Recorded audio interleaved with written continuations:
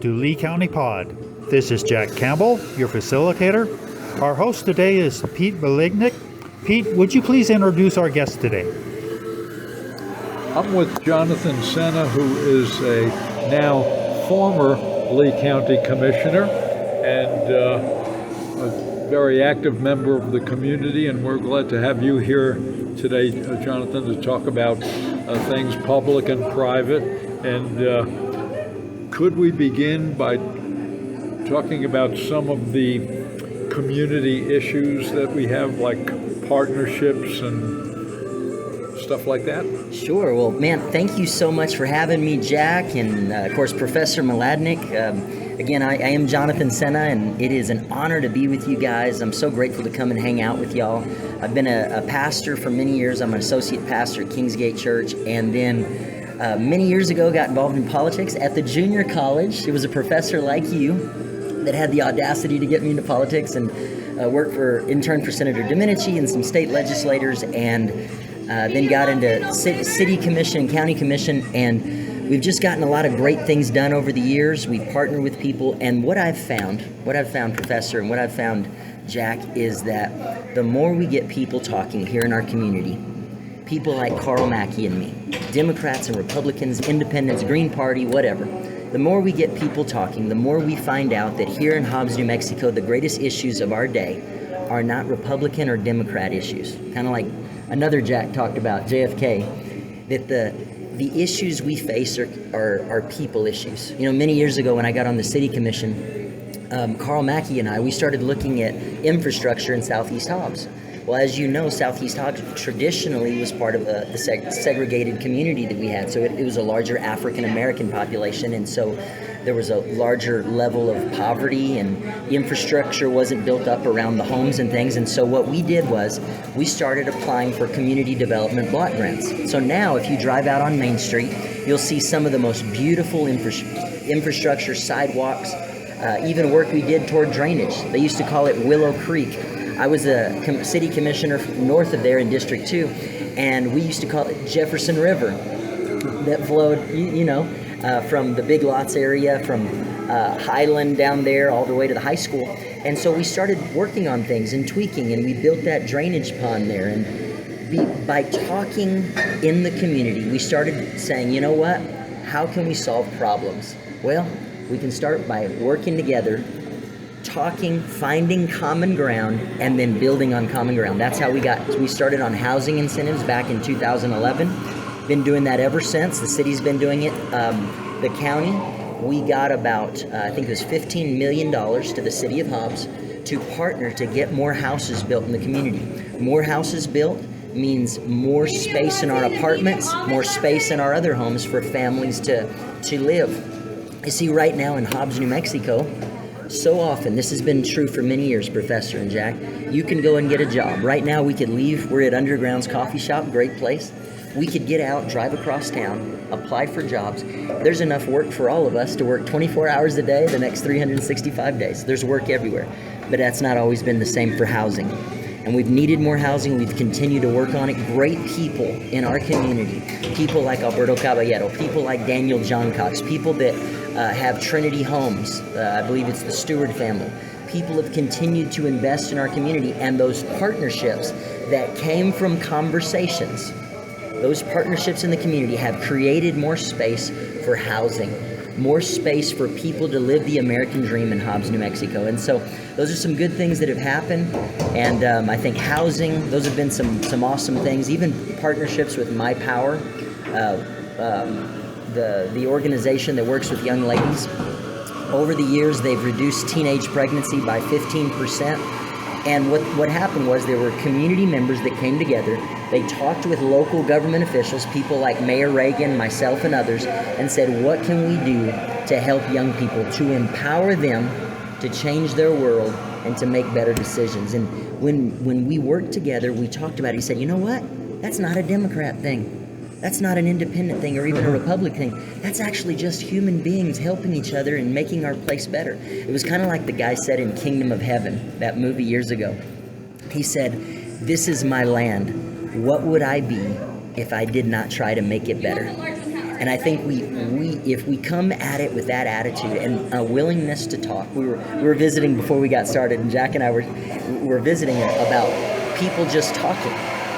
And Jack said, "You're right. You said many times people don't want to talk. They say, 'Oh no, you're a Republican. Oh, you're a Democrat. I can't talk to you. How could I ever? My job is to get likes on X or Instagram. I've got to not talk to you at all. I'm just going to shame you and everything else.'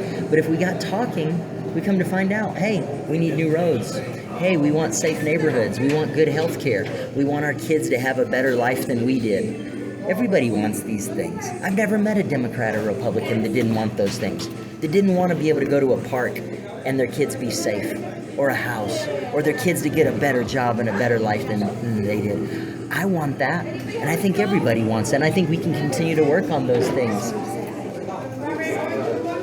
So I think we can get a lot done when we talk. We can get a lot of good done when we have conversations, and it sounds so simple. But these are the things they used to do in America, even before the LBJ days. These guys would fight with each other on Capitol Hill and at the White House, and then they'd go and have dinner and have all their families show up, and they'd talk through things and say, you know what, we can solve problems. Even you look at Tip O'Neill and Ronald Reagan. Tip O'Neill would say, the Speaker of the House from Massachusetts, he'd say, President Reagan, I'm going to fight you till 5 o'clock, and after 5 o'clock, we can be friends. And Ronald Reagan would see him, the former actor, the great president, he'd say, hey, Speaker O'Neill, hey, is it 5 o'clock yet? But they talked through things, and they actually figured things out. Back in the 90s, Senator Domenici and Bill Clinton, they actually had a balanced budget because they were willing to talk things out and negotiate. I think we do better when we're not just offended at each other and mad at each other and saying, you know what, we might get annoyed at each other sometimes, but if we work together, we can make places like Hobbs, New Mexico a better place to live. And I think that's helped us in a lot of ways. It's helped us with housing, it's helped us with law enforcement. We have a long ways to go, but it's helped us with road development. And it's helped us with even places like Everglades Cemetery and other places like that. When we start talking, we start bringing healing and restoring our community. Okay, I have a question on that. Mm-hmm. Okay, what do you believe undermines the communication? Mm-hmm. Why aren't we talking today? Gosh, well, that is a great question. Well, I think sometimes we let our differences become a barrier. We say, well, you're different than I am, so there's no way I can talk to you because you're so different. There's no way. And I think I think sometimes what we forget is that we're all human beings. There's actually common ground, and if we can let our guard down to talk, if we can realize that we don't have to give up our values to make things better, that it's humanly possible. And I come from a faith perspective, right? I'm a pastor and I'm a Christian, but I just believe that God made us. He made us all human beings, and I just believe, maybe it was my mom and dad that gave me, it's kind of maybe a simplistic view, that there are things, that there's more common than not. But I think we let our differences become a barrier, and the media, we don't, in major news, conservative or liberal, they don't make their money off of just giving the news like we used to back in the day. They make people watch the shows to watch a show that they agree with. They, whether it's, and I like some of these guys, whether you're talking about the Sean Hannitys or Laura Ingraham, which I like, right? I'm a conservative. But then you have guys on the other side, on MSNBC, and people watch those, or they watch The View, and they go, oh yeah, go get them. You're standing up for what I believe. I'm only going to watch The View, and that's my girl Joy on there, and I'm going to watch that. And they just watch what they believe in, and they don't take the time to actually sit with someone that's different. I like reading the history about Billy Graham, who was a white American minister, and Dr. Martin Luther King. They couldn't have been more different. But they actually had a friendship, and they talked together. And Billy Graham, he wouldn't have his events in the South. He said, I'm not going to do it unless it's desegregated. And he lost some friendships over it. But he was able to talk to MLK, and they were so different. But they talked enough, and they said, wait a minute. We both love people.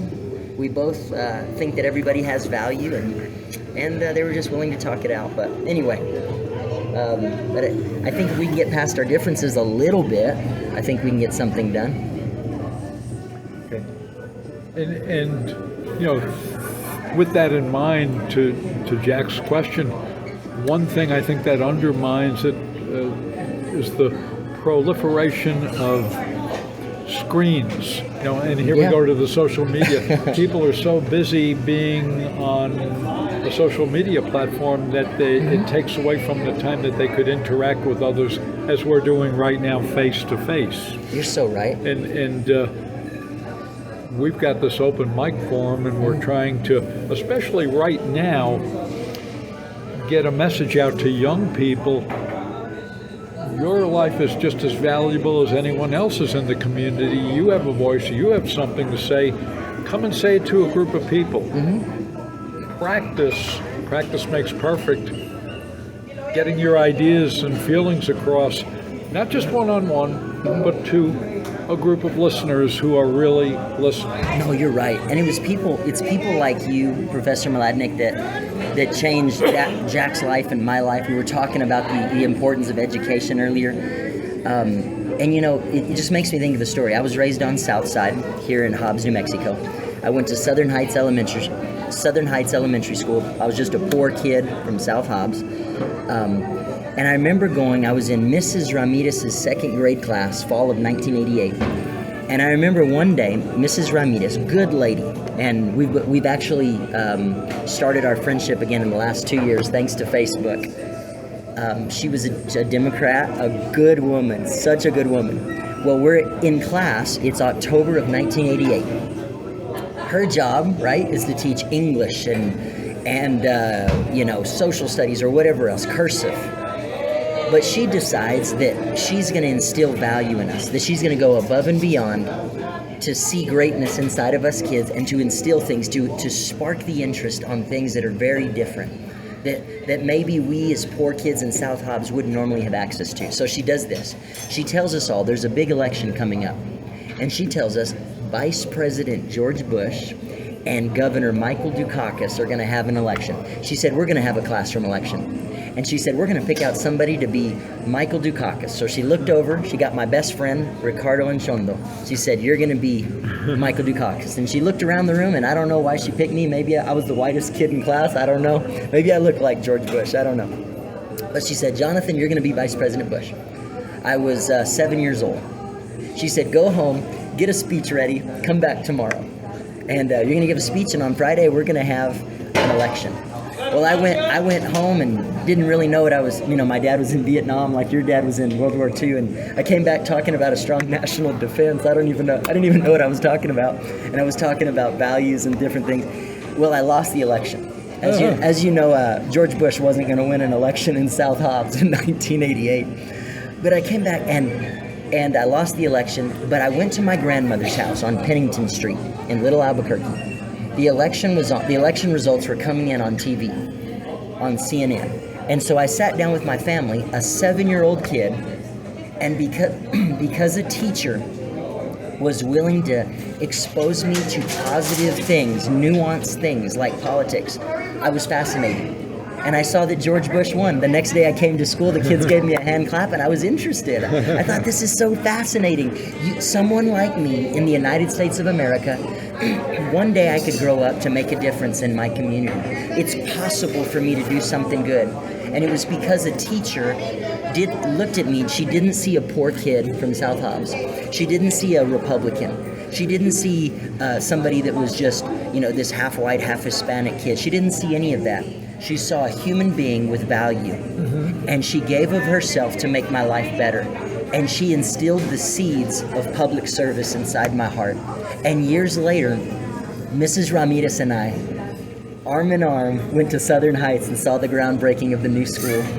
And she's encouraging me. She told me recently, it touched my heart. She said, I told her I'm running for office again later this year, and she said, you know what, she said, I'd be glad to help you. And I laughed, and she said, you know, I'm a Democrat, though. I said, I love Democrats. I said, I couldn't have gotten to be on the city commission or even the county commission had it not been for Democrats. I'm grateful for Democrats and Republicans. So anyway, I love seeing what you guys are doing, and I believe that when we invest in each other, people, and we talk, I just think there's a lot of great things that can happen. you know? I've got something to ask Jonathan. You and Elaine met Marco Rubio recently. What's he like? Yeah, so my sister, of course, you're mentioning Elaine. We both went to the junior college, and we learned from great professors like you, Professor Mladinic. So thanks for not giving up on people like Jack and me and my sister Elaine. Elaine's in of course, the House of Representatives, so she's in the session right now. So 4 years ago, I was in Washington. I was actually with my wife. My mother-in-law went to, and my little girl Camila, and we were just there for a National Association, I think it was of counties. We were there for a conference, and we decided to go on a little walk around the Capitol building, and it was really nice because I had interned for Senator Domenici years ago, and I loved walking with my wife to show her the buildings and to walk through. And we were walking through one of the hallways, and then Senator Rubio from Florida was walking down, and he was walking down with a staff member or something. He was in a rush, but we said, "Hey, Senator Rubio, how you doing?" And I must say, I was so impressed because he took the time to say hello. And we said, "Man, can we take a picture?" He said, "Sure." And I remember I laughed because he said, "All right, everybody suck in your stomachs." And he put his arms around us, and with my wife Valeria and my little girl Camila, he just took a moment. And he took a moment to take a picture with us and to show kindness. And for me, leaders are people in positions of authority, which usually for people in Hobbs, many times for us kids, poor kids like I was raised, those people in positions of authority are people that Jack and I saw, people like you, Professor, teachers who invested in kids and that believed in us and showed us kindness maybe when no one besides our parents would. And Senator Rubio showed us a moment of kindness that touched my life. Those 5 minutes we had with him, I'll remember that for the rest of my life.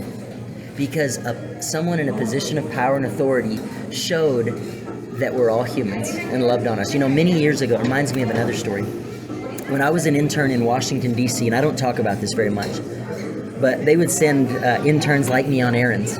And back then, we didn't have cell phones, so we used the Walmart wind-up cameras, right? And so I always had one in my pocket just in case I saw somebody famous at the time.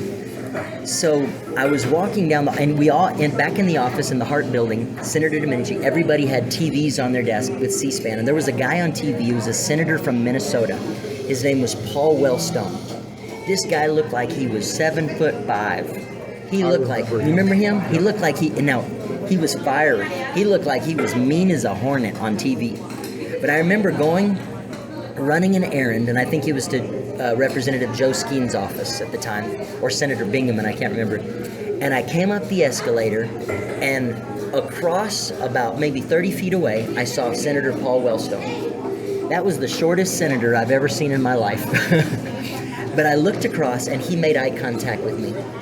A powerful U.S. senator from Minnesota, a Democrat nonetheless, right?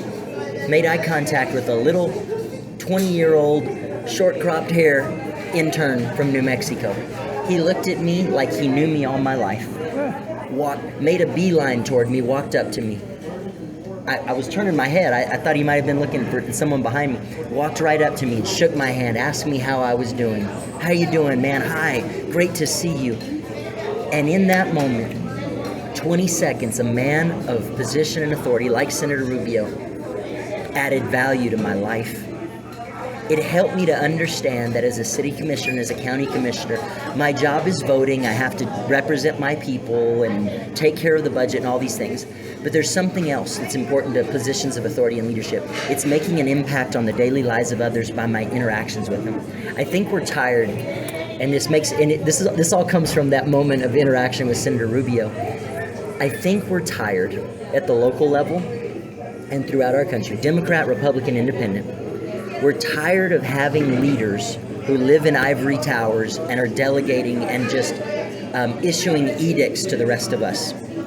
I think we're ready for leaders again, Democrat, Republican, or whatever, who actually get on the ground, walk to where we are, see how we live our lives, and want to help serve the people. Now, that sounds very simple, but I think we've missed that so often locally. Now, there's some great leaders here that I've learned from, but I think around the country, we need more leaders who are willing to get on our turf, to walk where we are, and to come in and say, hey man, instead of me just issuing orders to you, how about I link up arms with you, see the struggles you're going through, and see if we can't solve those problems together, and see if I can't see things through your eyes, and try to help solve problems that way. So anyway, Senator Rubio, that moment with him and people like Wellstone, it touched my life. It touched my life. Paul Wellstone later on, I think, tragically died in an airplane crash. 1 year later, in 2002, it made me sad because he was so kind to me. Okay, I have a question to follow up with this. Mm-hmm. All right, you mentioned that these two men added value to your life. You're also an associate pastor. Mm-hmm.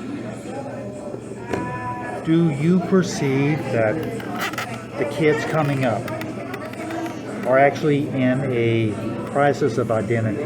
They really don't know who they are. They don't know what they want to be. And this leans into the value of their lives. Okay. Yeah. Do you perceive that, or am I missing something there? Wow, gosh, I think your question hits the nail on the head.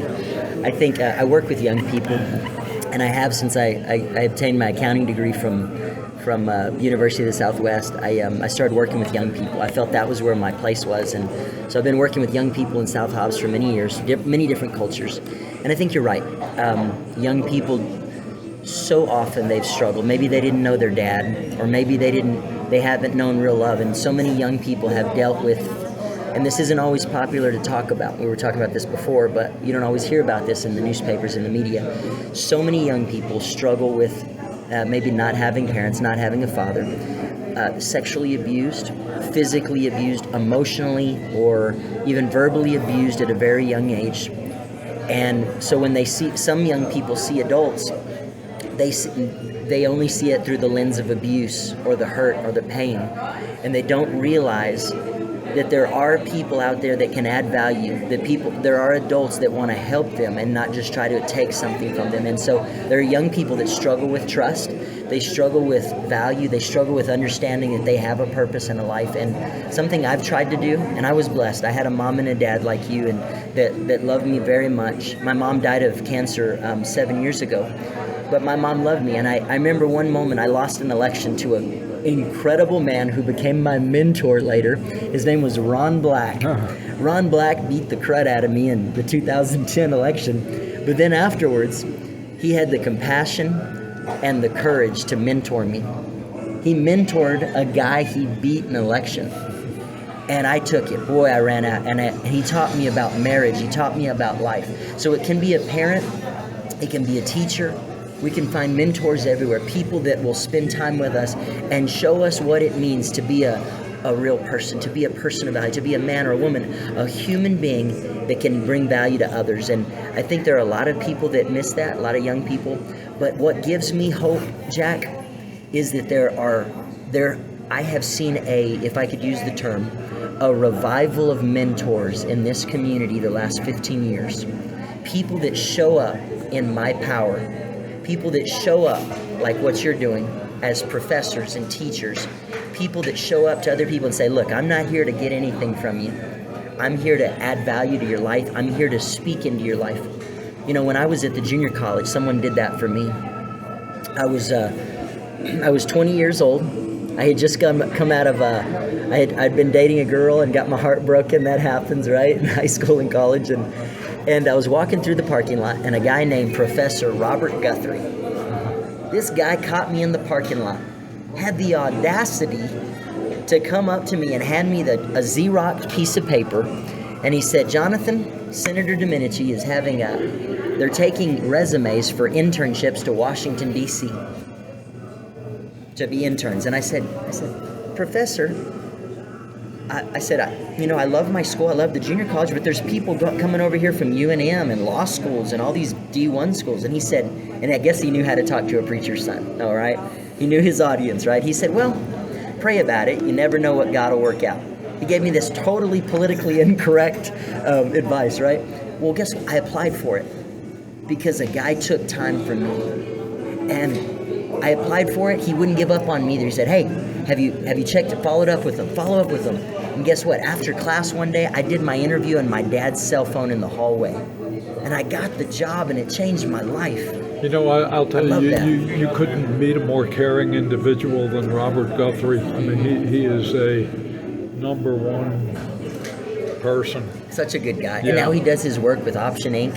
Yeah. And helps people that, that people that don't have homes or come from abusive situations. It's incredible. I started working with him, and we've been good friends for almost 35 years. Really? Yeah. Robert Guthrie. His class gave me nightmares, those accounting classes. And Ron Black, too, a very caring individual. I mean, somebody who, when they do something, they do it 100%. That's Ron Black to me. Absolutely, Yeah. he is. And I think I've seen that in young people. Jack, that was a long answer, but you're right. We need more people that add value, and young people need that. They need to know that someone cares about them. And I think when they find out that they're loved by a teacher, a mentor, even a parent, an adoptive parent, whoever, that it gives them hope to want to make a difference in the future. I think so. In a sense, Johnathan, Ron Black mentored me too, because Really? when I first came to New Mexico, I'd never been anywhere near Hobbs, New Mexico in my life, and I moved here from northern Louisiana. Ron said, I've got this New Mexico history tour and I need somebody to drive the van. Would you want to do it? I said, sure. And it was a way of me to take in the whole state from a historical perspective firsthand with somebody who teaches history, and it's one of the best experiences of my life. It lasted for about close to 2 weeks. Really? Yeah. I have heard that Ron Black would do that. I wished I'd have had that opportunity. I'm so jealous of you in the best way it was possible. Wonderful, yeah. I got to see so many of the diverse places in our state. Wow. And get a real appreciation for the state. God, that's incredible. Yeah. And I love that because on my dad's side, of course, we're native New Mexicans. We've been here about 400 years. My mom was, she was an Anglo woman from the South, but Dad's family has been here a long time, and so I loved whenever I would go on trips with. I had 2 years that I served with Ron Black, and Ron would just tell me stories about his life, about his marriage, about recruiting, and about the history of New Mexico. And I just loved it because he was so smart and he was so willing to give of himself, and just an interesting person. He's a real inspiration for sure. I know the time is getting on, but could you say a couple of words about this new behavioral health facility? Mm-hmm. I had not been familiar with that. So we, before I got off the county commission this past year, we started making changes with Kelly Livingston. She's an assistant county manager that is over the behavioral health and DWI and different programs like that. And we started making some changes to better serve the community. There's such a stigma on behavioral health and mental health. Many times we can talk in the community and say, oh, that person has a stomach problem, or they're dealing with a heart problem, or they got a broken arm, right? And we talk about that, and it's very, very normal. But when we start talking about mental health, behavioral health, that many times there's such a stigma on that, and there's so many people that fall through the cracks when it comes to mental health in our community. And so we started working with Kelly Livingston and others, and I will say Sam Cobb has been a great leader on this. Sam Cobb really started working for behavioral health, and he started taking trips to take city and community leaders, county leaders, to Florida and other places to see what they could do to help people with addiction, to help people who are struggling with behavioral health, to see what we can do to serve them in a better way. So often what we've seen is people with mental health issues end up, and it's not just in Hobbs or Lovington or Lea County, people with mental health problems end up in our jails, and that's not the best way to deal with it. People need counseling. Sometimes they need medication. Sometimes they need people that love them, or someone that's willing to listen. And so what we did was we started a study to see, and we voted for that before I termed out December 31st of this last year, 2024. So we're moving forward We want to have a facility here in Hobbs, New Mexico that would be centrally located for all of Lea County, to where we can help work with people, not just with addictions, but mental health, some of these mental health issues, so that they're not just getting and going through a revolving door at our detention facility. We want to make sure we can help people in the best way possible. Now, it's still in the stages of study. They're still working on it. But we want to get a place that would serve all the law enforcement departments of Lea County, and that would actually make our community safer. Like I said, they're still working on it. The study had to come forward, and we haven't seen the results of that study yet, to my understanding, but that's going to determine what kind of facility we can have, and that's a way for us to use our resources in the best way possible. Police officers do amazing work, but we need them to be able to work with people, community policing, to get people from stealing and the shootings and different things, to make our community safer, and we need other people that can work with mental health to actually help people in Lea County in other ways. So we're still going to see how that study goes out. Kelly Livingston's working on that with her team. It's a team of counselors and other things, professionals. So we'll see more of that as it goes. I know that's kind of a 30,000-foot view, but they're still working on it, and hopefully in the next year or two we'll see more. Vice Chair Brad Weber has been a real leader to spearhead the funding for that and to spearhead the study. So we'll see how that goes in the coming months. So, but they are still working on it. But I think that's going to help in a lot of ways, and I think it's going to help us fight crime. I think it's going to help us make our parks and neighborhoods and schools safer by engaging people in a different way through the mental health aspect, which we do need. And I think it all ties in with what we were talking a while ago. If we reach people in our community, there's not a silver bullet approach.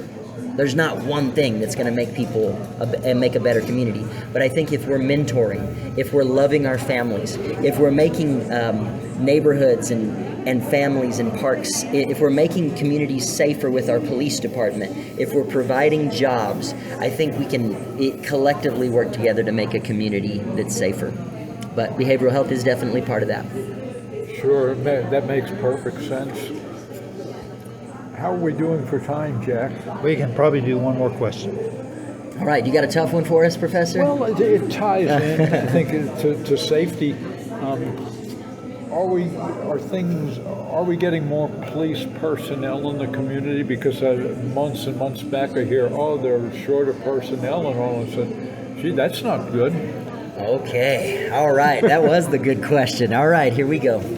All right, so over the last 8 years, I've served on the county commission, so we worked more closely and more directly with the Lea County Sheriff's Office.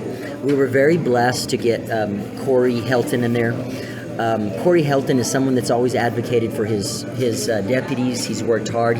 Morale has skyrocketed under his leadership, and under former Hobbs Police Department Michael Walker, who became the undersheriff. They've worked hard to build the morale, to train and empower sheriff deputies. And we saw a tremendous influx of new officers. We created new spaces for them, and we saw more officers coming in. This is what we did with the county. We supported Sheriff Helton to do the job that the people elected him to do. We did our best to provide the resources, and in all fairness, we had a good budget to be able to do a lot of things. No doubt. We're grateful for the economy. We're grateful for oil and gas. So we supported them, and we saw tremendous support, tremendous results happening that way. And before that, I was almost 9 years with the city commission. And I'm an outsider now from city politics, even though most of my district was in the city limits of Hobbs. We've seen in the newspaper there's been a lot of challenges with the local department. There's been a lot of challenges around departments around the country. But here's what I think. In the coming days, because they've lost a lot of police officers, and we've heard how morale has come down with our police department in Hobbs. Here's my thoughts. I think that they need support from leaders. They need support. These officers need all the support we can give them. We need to pay them as much as we can. I know there's a market for how much you can pay police officers, and I know budget is limited with the gross receipts tax. It decreases. But I think Hobbs Police Department officers should be the highest paid officers in the state of New Mexico. Like I said, I know there's budget constraints and all of that, but that's what I think. I think they need to be trained even better than they've been. We need to give them every bit of training, community policing, in being their ability to engage the public and people of all cultures. We need to train them in how to deal with the court system. They need to be trained on how to testify. That's a big part of it. We need to the police officers need to know that we have their backs. Now, look, I know there's bad apples everywhere. I'm a pastor and a politician. Hey, those get bad rap sometimes. There's been bad apples in areas where I've worked. Police is no different. But most of the police officers I've ever met in my life were good people that want to support their family and believe they have a calling to support the community. They need to know we support them. They need to know that we're there for them and we're not going to leave them hung out to dry. They need to know that they're trained to do a job and that they have the ability to do it. They need every tool we can give them to the best of our ability. And I believe that when we do that, they're going to have police officers in the city of Hobbs. I believe morale can go up, and I believe people will want to work here. Now, the last time I was a city commissioner, that was the last time we got a 5-year contract. Now, no doubt, we had a lot of different people in place at that time, but I think they need to know we have their back. And that I know, and I've mentioned this before. Some of these things sound very simple, but they're human beings. They're people too. And yes, they have a very big responsibility. We give them a badge and a gun and authority, and they can take away people's freedoms, right? If to arrest somebody. And they put their lives at risk very often. They put their lives on the line. They work so hard. Police officers are incredible people, and I think Chief Fonz does a great job and his team all the way down to the first-year police officer. They work hard and they're good people, but they need to know we support them. And I think, when we talk about people working in local government, police departments and things, I think the science will tell us there's levels of public service motivation that they describe that. People know that when they become a police officer, they're not going to be millionaires or working in local government. But if we can give them a good environment to work in with the right support, the right training, and the right tools, I just believe, and I've seen this in my personal experience over and over and over, that they can do a good job. First responders need to know we have their support. Last week I went to the fire department and I went and sat down with our police chief and deputy chiefs. And I said, I want to do a ride along. I want to see what you guys see. And it was one of the most impactful, touching, and I mean touching in my heart, incredible, moving experiences I've ever had in my life. I rode around with these guys who understand that it's not a job, it's a career, it's a calling. Police officers are the same way, and I went around it. And at the end of the day, they did something. They said, we have this little exercise we do. And they said, our firefighters have to do this twice a year to keep their credentials, I guess, and keep their jobs. And they said, you can do it if you want to. And I didn't know what they were going to do exactly, so ignorantly I said, sure, let's do it. Now, I do a little CrossFit. God knows I need to work on my diet and exercise a lot more than I do. But I said, I'll do it. Well, at the end of the day, they put a jacket on me. They put the oxygen tank on my back. This was getting heavy already, all right, this stuff. They put the firefighter's hat on me, all right, put the gloves. One of the deputy chiefs let me borrow some pants and tennis shoes because my wife had bought me those jeans and I didn't want to mess them up. So I went on, it was 5 minutes of pure Hades. It was rough. I went up, I grabbed this water hose, threw it over my shoulder. I went up the concrete tower that's at Fire Station 1 all the way to the top. Came down, my legs were burning already. Then I came down, then they had me use this sledgehammer that I had to bang all the way to move this weighted item all the way back. Then I had to crawl on my knees, crawl over a wooden barrier, crawl under, and then do it all in reverse. Then I had to get this water hose, and this thing was the heaviest thing, and I moved it up, and I am dying, all right? And they had a camera out, and they're so supportive. They weren't doing it just for me. These guys and these ladies do this for each other. I walked all the way over, and they said, all right, you're almost done. But the final thing is you have to get a 250-pound dummy. This thing's like 6'2", I think. It's 250 pounds either way. You have to sit it up, and you have to pull it from just about from the fence all the way to the tower. Oh my gosh, I thought I was dying. I pulled this thing all the way to the back, and I did it. Pulled it off under 5 minutes, and afterwards I sat there. And and they encouraged me so much, but they do it for each other too. After that, I thought to myself, Professor and Jack, I said, how could anybody lead these extraordinary men and women? These people give their lives every day. They have dedicated their very essence to making our community better and being the best EMTs and firefighters they can be. How could anybody in public office or anywhere lead them? And what I came to, and my thought is, I sat down afterwards, because I had to sit down afterwards. I was hurting so bad after that workout. I thought to myself, they don't need somebody dictating to them from an ivory tower. What they need is, they need a servant leader who comes alongside of them and said, guys, these are the tools we have. This is the budget we have. How can I serve you in the best way possible with everything I have? And I think that's the kind of leaders we need. That's the kind of support we need to bring to firefighters and EMTs. And that's the kind of leaders that people in law enforcement, our police officers need. They need supporters. They need not just cheerleaders. They need people that'll come alongside them and say, hey, what do you need? I'm here to help you do your job, help you to do the job the best way you know how.